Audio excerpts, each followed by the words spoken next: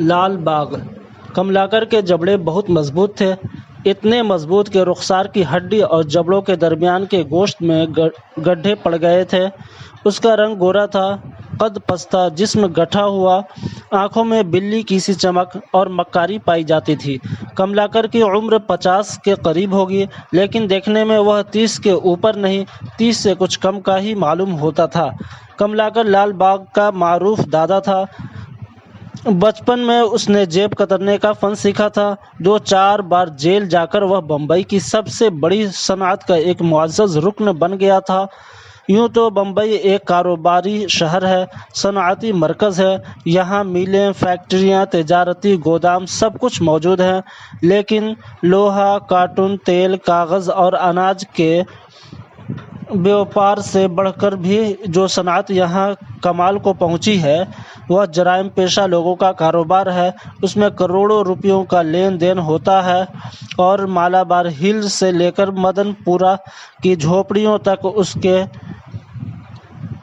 بھگتان کرنے والے پھیلے ہوئے ہیں۔ کملاکر اسی معزز صنعت کا ایک فرد تھا اور لال باغ میں دادا گیری کرتا تھا۔ دادا گیری آسان کام نہیں اور کرنے سے نہیں آتی۔ ہندوستان اور پاکستان کا گورنر جنرل بننا آسان ہے، لیکن لال باغ کا دادا بننا آسان نہیں۔ کملاکر یہ تاج 50 برس کی کاوشوں کے بعد حاصل کیا تھا۔ بچپن میں وہ اپنے ماں باپ کے ساتھ بمبئی آیا تھا۔ یہاں اس کے ماں باپ وکٹوریہ مل میں نوکر ہو گئے تھے۔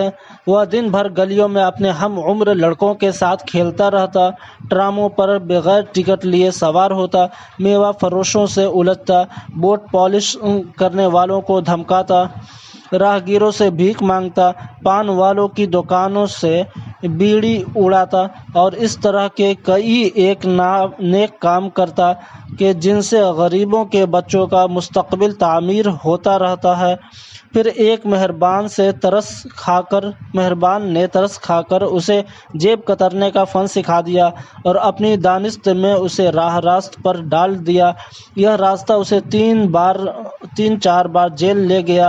پہلی بار جیل وہ ریفارمیٹری اسکول گیا تو اسے اپنا گاؤں یاد آیا، اسے چھوٹے چھوٹے مرغی کے چوزے یاد آئے جن سے وہ اپنے گھر کی آنگن میں کھیلا کرتا تھا، اسے وہ ندی کنارے جامن کا پیڑ یاد آیا جہاں وہ حسین اور پری جمال گلہریوں کی اچھل کود سے محظوظ ہوا کرتا تھا۔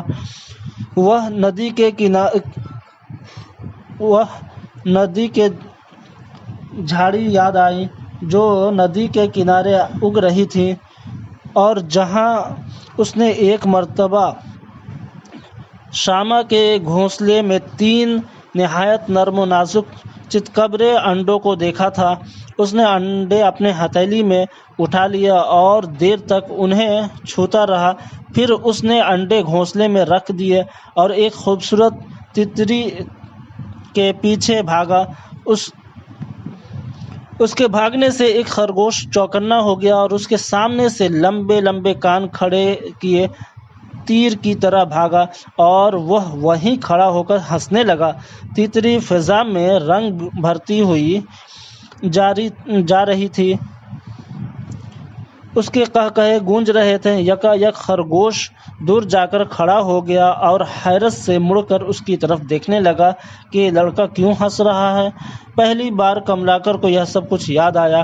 دوسری بار وہ ریفارمیٹری میں نہیں، جیل میں لایا گیا۔ اب اسے بمبئی کی گلیاں یاد آئیں، بمبئی کے بازار اور مانسون کی بارش، جب گرم گرم ابلی ہوئی نمکین مونگ پھلیاں چائے کے ساتھ کھانے میں مزہ آتا ہے، اور اس کے بعد 5 شیر والی بیڑی۔ اسے فٹ بال کے میچ یاد آئے جو اس کے قریب ہی Anglo Indian club Lal Bagh میں ہوا کرتے تھے۔ کس قدر دلچسپی تھی اس سے فٹ بال میں! زندگی بھر اس نے کبھی فٹ بال نہیں کھیلا تھا۔ وہ فٹ بال کو ہاتھ لگانا چاہتا تھا، یہ گول گول پھکنا جو دھاگے سے ہوا میں اڑتا ہے اور زمین پر اچھل کر پھر فضا میں پرواز کرتا ہے، دھم دھم ادھر دھم دھم ادھر۔ کملاکر چاہتا کہ ایک ایسی کک لگائے کہ فٹ بال اور فضا میں اور اوپر فضا میں دور میلوں تک اور اوپر چلا جائے، حتیٰ کہ کسی کو نظر بھی نہ آئے، اور سب لوگ اسے حیرت سے تکنے لگے۔ لیکن ایسا کبھی نہ ہوا۔ وہ تو صرف فٹ بال دیکھنے والے تماشائیوں کو جیب کاٹ سکتا تھا، اور بس جیب کترنے کے لیے 3 جگہیں سب سے عمدہ ہیں۔ ایک تو کھیل کا میدان، جہاں تماشائیوں کو کھیل میں اتنی دلچسپی ہوتی ہے کہ وہ اپنی ساری سودھ بدھ بھول جاتے ہیں۔ دوسری سیاسی جگہ، جہاں مقرر اپنی آتش بیانی سے لوگوں کے دلوں میں، یعنی ہندوؤں کے دلوں میں مسلمانوں کے خلاف، اور مسلمانوں کے دلوں میں ہندوؤں کے خلاف، اور ہندوستانیوں کے دلوں میں انگریزوں کے خلاف آگ لگا دیتا ہے۔ کملاکر بھی سیاسی جلسوں میں جاتا تھا۔ اسے میٹھی سنبھلی ہوئی متین تقریریں پسند نہ تھیں۔ ایسے موقعوں پر لوگ جمائی لینے لگتے تھے اور اپنی جیبوں سے خبردار ہو جاتے تھے۔ وہاں ایسی تقریریں بہت کم ہوتی تھیں، یہی غنیمت تھا۔ نفرت کے جذبات لوگ بڑی خوشی سے قبول کرتے تھے۔ محبت، رواداری، آشتی، صلح، امن کے جذبات لوگوں کو پسند نہ آتا تھا۔ اس لیے اچھے تقریر کرنے والوں کو اس نے کبھی اس غلطی کا مرتکب نہیں پایا تھا۔ وہ اکثر سیاسی جلسوں میں جانے سے پہلے تقریر کرنے والے کا نام پوچھ لیا کرتا تھا۔ مہاراشٹر میں جب چغلئی پھٹکار گرجدار آواز میں بمبئی کو مہاراشٹر میں شامل کرنے کی دھمکی دیتے اور بمبئی کے غیر مرہٹا لوگوں کو پھٹکارتے تو کملاکر سمجھتا کہ آج 2-4 جیبیں ضرور کاٹی جائیں گی۔ اس لیے وہ ہمیشہ سوچ سمجھ کر کے سیاسی جلسوں میں شرکت کرتا تھا۔ ہاں، ریلوے پلیٹ فارم پر وہ ضرور جاتا تھا، ہر روز دن میں 2-3 بار، بالخصوص شام کے وقت جب لوگ گھروں کو لوٹتے۔ اسی جلدی گھبراہٹ، بے چینی اور تابڑ توڑ گھر پہنچنے کی شدید خواہش میں جو اس مجمع میں ہوتی ہے، اسے اپنا کام کرنے کا موقع مل ہی جاتا تھا۔ لیکن اب وہ اس پیشے سے کچھ بددل سا ہو چلا تھا جس نے اسے 2 بار جیل کی ہوا کھلائی تھی، اس لیے تیسری بار جب وہ جیل میں آیا تو خوب چوکنا ہو کے، جیسے وہ کسی اسکول میں داخل ہو رہا ہو، اس نے دوسرے جرائم پیشہ قیدیوں سے راہ و رسم پیدا کی، اور اب اسے معلوم ہوا کہ اب تک وہ بسم اللہ کے گنبد ہی میں بند تھا۔ بمبئی میں تو ایک سے ایک اونچا کاروبار پڑا ہے، جس میں لاکھوں روپے کا روز ہیر پھیر ہوتا ہے۔ یہ جیب کترنا بھی کوئی کاروبار ہے؟ آدمی کام کرے تو لڑکیوں کے بیچنے، لانے لوانے، بکوانے کا کام کرے، احمد آباد سے چرس، افیم، بھنگ کی درآمد کرے، شراب کی بھٹی لگائے، کلیان میں بیٹھ کر کوکین سازی کرے، پھر چور بازار کے سودے ہیں، قمار خانے ہیں، بڑے بڑے لوگوں کی کمزوریوں سے واقف ہو کر انہیں لوٹنے کے بہانے ہیں۔ میاں، یہ جیب کترنا بھی کوئی کام ہے؟ پکڑے جاؤ تو پہلے تو لوگ پیٹتے ہیں، پھر پولیس پیٹتی، پھر جیل کی چکی پیستی ہے۔ تیسری بار تو کملاکر نے عہد کر لیا، اب وہ جیب کترنے کا دھندا نہیں کرے گا۔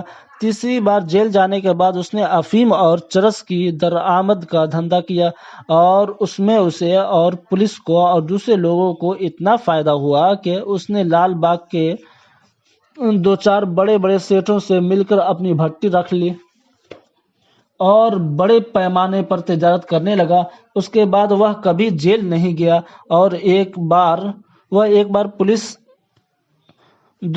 بار پولیس نے اسے تڑی پار ضرور کر دیا تھا، لیکن سیٹھوں نے ملا کر اسے واپس بلوا لیا۔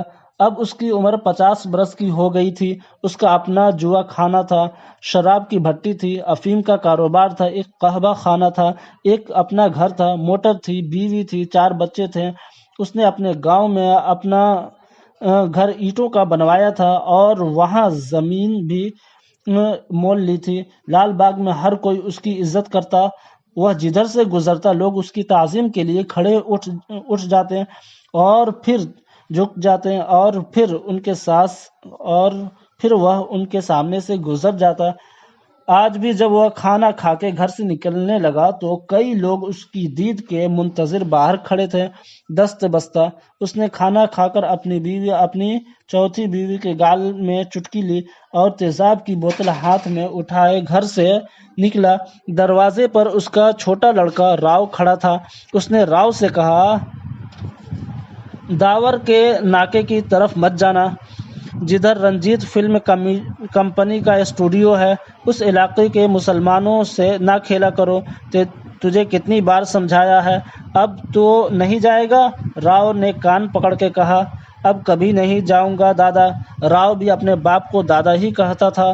بچپن ہی سے وہ اپنے باپ کے متعلق ہر کس و ناکس سے یہی لفظ سنتا آیا تھا۔ راؤ کو فہمائش کرنے کے بعد اور تیزاب کی بوتل لے کر دادا کملاکر آگے بڑھا۔ اس کے پیچھے اس کے چہیتے نائب شنکر نے تیزاب کی بوتل اپنے ہاتھ میں تھام لی اور کملاکر اپنے گرگوں میں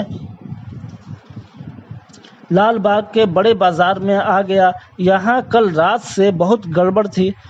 گو بمبئی میں ہندو مسلم فساد 1 سال سے جاری تھا، لیکن کل رات سے جھگڑا بہت بڑھ گیا تھا۔ کملاکر فساد ہو جانے سے بہت خوش تھا، کیونکہ جب امن ہو جرم کا کاروبار ذرا ٹھنڈا پڑ جاتا ہے، پولیس بھی زیادہ ہوشیار ہو جاتی ہے اور فساد میں کسی کو یہ ہوش نہیں ہوتا کہ کل کا راشن کہاں سے آئے گا، چرس اور افیم کے کھیپ کون پکڑ سکتا ہے۔ دادا کملاکر کا کاروبار فساد کی وجہ سے بہت اچھا چل رہا تھا۔ سیٹھ پہلے سے زیادہ مہربان ہو گئے تھے۔ ان کی حفاظت کے لیے اس نے ہزاروں روپے ہتھیا لیے تھے اور سینکڑوں نوجوان ہندو چھوکروں کا پیٹ بھرتا تھا۔ دوسری صورت میں یہ شریف لڑکے میلوں میں ذلیل مزدوری کرتے اور صبح شام رگڑتے ہوتے۔ اب تو چین تھا اور اچھا کھانا تھا اور جیب میں اعلیٰ سگریٹ، اور رات کو شراب اور لڑکیاں، اور لوگوں کے دلوں میں وہ ڈر جیسے ہٹلر کے صاحبزادے چلے جا رہے ہوں یا فساد زندگی بھر رہے تو کیا برا ہے۔ شنکر نے کملاکر کے کان میں کہا، رات کو 4 سلے کو گرائیں۔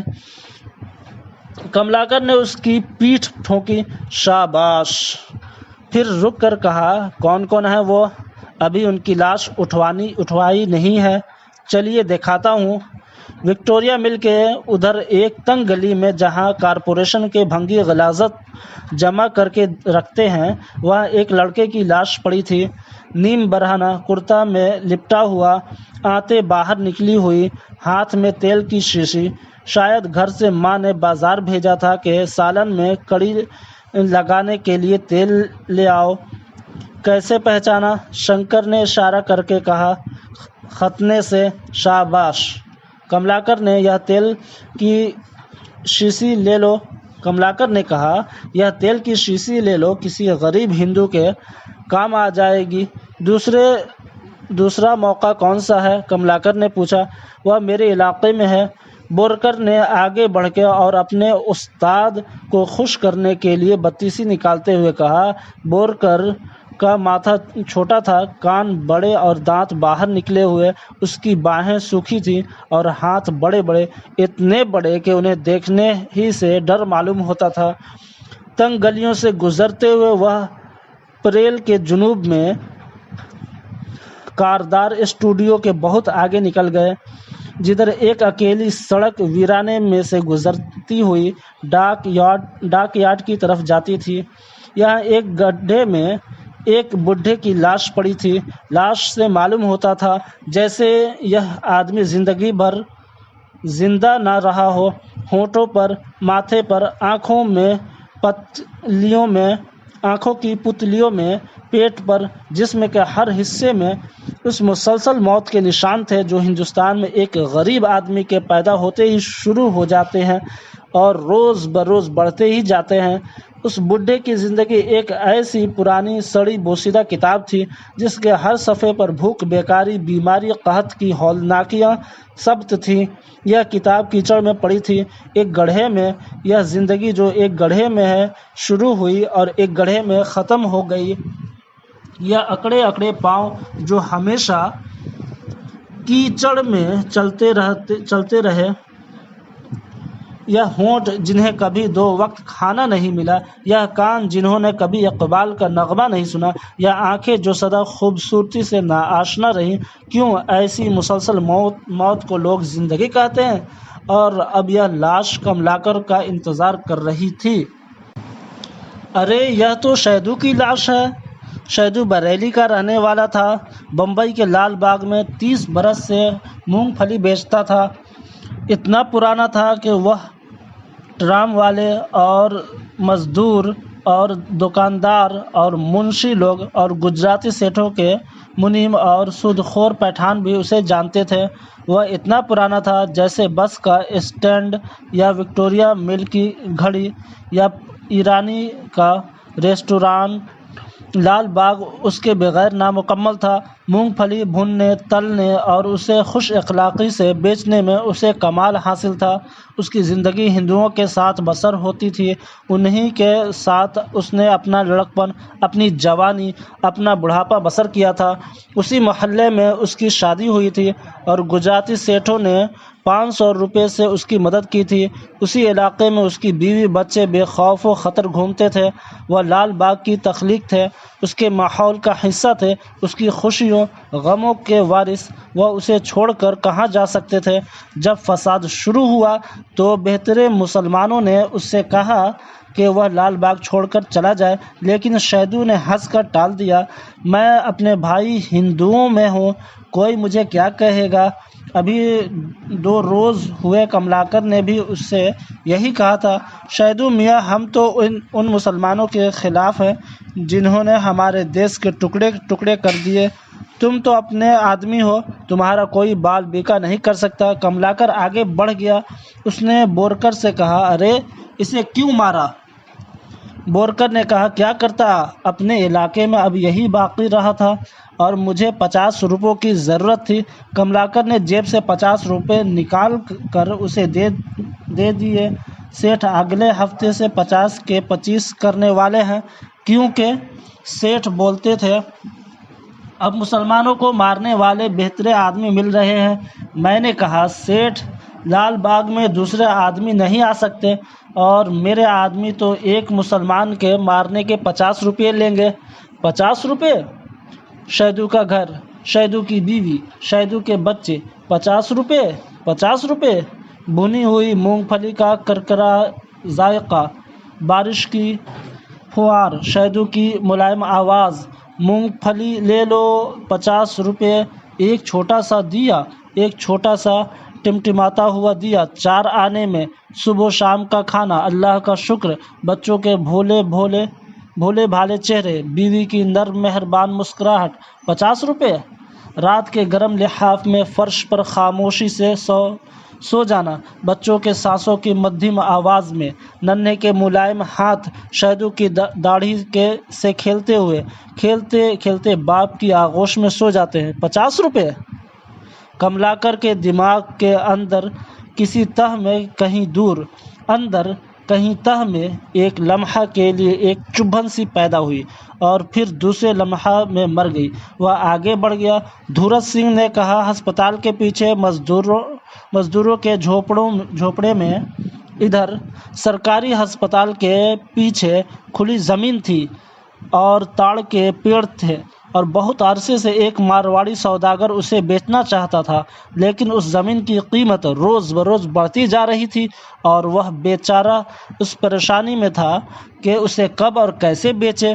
جب اس نے یہ زمین خریدی تھی، اس نے 2 روپے گز کا حساب لگایا تھا اور اب لوگ اس کے 10 روپے گز دینے کے لیے تیار تھے۔ اس نے سوچا وہ اسے بیچ دے کہ دوسرے روز کسی دوسرے سوداگر نے 11 روپے گز کے حساب سے زمین خریدنے کی بولی دی۔ تیسرے روز 12 روپے ہو گیا۔ بیچارہ مارواڑی بہت پریشان تھا کہ کیا کرے۔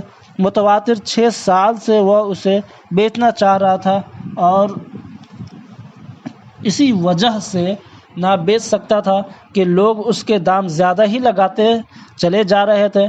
اس اثنا میں یہاں بلوچی خانہ بدوشوں کا قافلہ آ کے آباد کشمیری مسلمان آئے جو لکڑیوں کے گودام پر کام کرتے تھے، ڈاک یارڈ روڈ پر، اور پھر سودخوار پٹھان جو اپنے میلے و اسکورٹ میں روپے سینے سے لگائے 100 روپے پر 100 روپے سود لینے کے لیے مزدوروں اور کلرکوں اور بے کار فلمی ادیبوں کی تلاش میں گھومتے تھے۔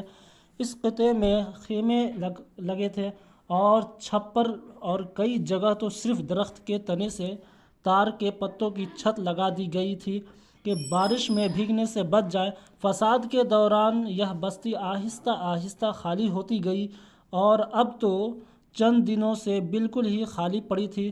کملاکر نے پوچھا، دھورت سنگھ؟ ارے ہاں، تو اب کوئی نہیں رہتا؟ دھورت سنگھ نے کہا، وہاں تو کوئی نہیں رہتا ہے۔ یہاں دو کشمیری مسلمان آئے تھے، میاں بیوی۔ اپنے کسی رشتہ دار کو پوچھتے ہوئے مجھے لڑکوں نے بتایا۔ میں نے آ کے کہا، آؤ تمہیں ان سے ملا دوں۔ بس میں انہیں ادھر لے گیا اور وہیں انہیں ختم کر دیا۔ چلیے ادھر تاڑ کے جھاڑ کی طرف۔ دونوں نوجوان تھے، کپڑے میلے کچیلے، ہونٹوں پر حیرت اور ڈر، اور ایک ایسا انجان بھولے پن، جیسے اپنی موت کا یقین نہ آتا ہو، جیسے ان کی زندگیاں کہہ رہی ہوں، ہمیں یہاں مرنا نہیں ہے، ہم تو وولر سے آئے ہیں، ہم شہد، زعفران اور سفید برف کے دیش سے آئے ہیں۔ ہمارے گاؤں میں آج سیب کے پھول کھلے ہوئے ہیں اور مخملی سبزے کا فرش ہے، اور آڑو کے سرخ پھولوں کے گچھے لٹک رہے ہیں، اور ناشپاتیوں کی شاخوں میں سبز چکنی چکنی پتیاں پھوٹ رہی ہیں، اور جھیل کا شفاف پانی نیلے پتھروں سے پھسلتا ہوا گنگنا رہا ہے۔ ہمیں ہماری زندگیاں واپس دے دو، ہم یہاں نہیں رہیں گے، ہمارا دیش کشمیر ہے۔ لڑکی کی نازک گردن میں شہ رگ پر زخم تھا، اور اس کے ماتھے پر کشمیر کی صبح رو رہی تھی، اور اس کے ہونٹوں پر پرائے دیس کی اوس تھی، اور اس کی نیلی آنکھوں کے جھرنے خاموش تھے، اور اس کا ہاتھ اپنے خاوند کے ہاتھ میں تھا، اور کشمیر کا شہزادہ اپنے صدیوں کے چیتڑوں میں لپٹا ہوا اپنی غربت اور یاس کے باوجود اس قتل گاہ کے خونی تخت پر ایک عجیب تمکنس سے سو رہا تھا۔ اس کا ایک ہاتھ اپنی بیوی کے ہاتھ میں تھا، اور دوسرا ہاتھ، اکڑا ہوا ہاتھ، ایک مجسم سوال بن کے فضا میں معلق تھا، اور اس کے جسم پر بہترے گھاؤ تھے، کیونکہ اس نے مدافعت کی کوشش کی تھی، اور مرتے دم تک اپنی محبوبہ، اپنی بیوی، اپنی زندگی کی عزت کو بچانا چاہا تھا۔ ایک ناکام کوشش۔ کشمیر مر گیا تھا، اور دھان کے کھیت سوکھ گئے تھے، اور برف شرم سے اور خوف سے دھرتی میں سما گئی تھی، اور وہ اکڑا ہوا ہاتھ کہہ رہا تھا، ظالموں! تم نے مسلمانوں کو نہیں مارا ہے، تم نے انسان کو مارا ہے، تم نے ہندوستان کو مارا ہے، تم نے تاج محل، فتح پور سیکری اور شالیمار کو قتل کیا ہے۔ یہ اشوک کی لاش ہے، یہ اکبر کا کفن ہے، یہ 5000 سال پرانی تہذیب کا مردہ ہے، یہ مرد دو سیاستدان، ہندو اور مسلمان، یہ سانتی جاگیردار، یہ فریبی سرمایہ کار، کس کے خون سے اور کس کی بربادی سے اپنی حکومت کی تعمیر کر رہے ہیں؟ کملاکر نے ہنس کر کہا، بڑے ٹھاٹھ سے آئے تھے اپنے کسی رشتہ دار سے ملنے کے لیے؟ معلوم نہیں تھا یہاں دادا کملاکر سے ملاقات ہوگی۔ کملاکر کے گرگے ہنسنے لگے۔ کچھ توقف کے بعد کملاکر نے جیب سے 100 روپے کے نوٹ نکال کے دھورت سنگھ کو دیے، اور اس سے کہا، ان لاشوں کو ٹھکانے لگا دو۔